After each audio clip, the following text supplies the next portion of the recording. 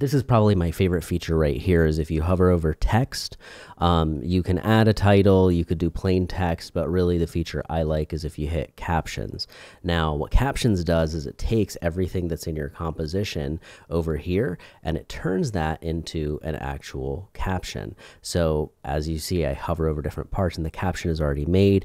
I can obviously make this smaller, let's say. So if you wanted to show just, you know, one word at a time and you want it to flash really quick, if I play that now, you can do that. This is now a layer on top of the existing track. So if I zoom in or if I just click onto that, you know, it allows me to edit that in my right side panel over here. One of my favorite sections to actually customize is going to be the font.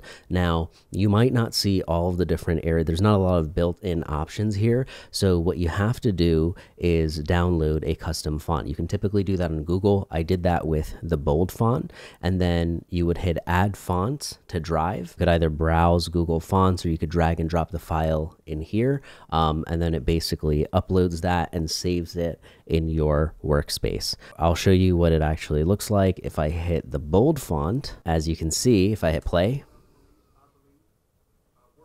isn't that kind of cool? Now, I do want to customize this a little bit further. So something I'm going to edit will be the border, or in some softwares, this is called the stroke. So if I hit plus, it's automatically 10. You can see this black outline that's kind of appeared. I'm going to, you know, exaggerate it to be, let's say 20. Okay, it's a little bit thicker, or 25. Boom. I like that. I'm going to keep that. If I want, I can add effects. So I come over here and do shadow. And now, as you can see, there's this radiant gray transparent shadow here. That's pretty cool. Another thing that you can do is mess around with the actual live text options. So if you hit this next to captions over here, you're basically going to see the classic. You can highlight the active word if you wanted. So this actually helps if you know, if I made this bigger, like that.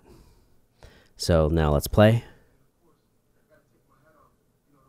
Okay, so hitting these three dots up top over here, what you can do is change the orientation of what you're working on. So if you wanted portrait for basically shorts and reels and TikTok, you could do that. As you can see in the timeline over here, I can cut back and forth as the speakers are going back and forth there.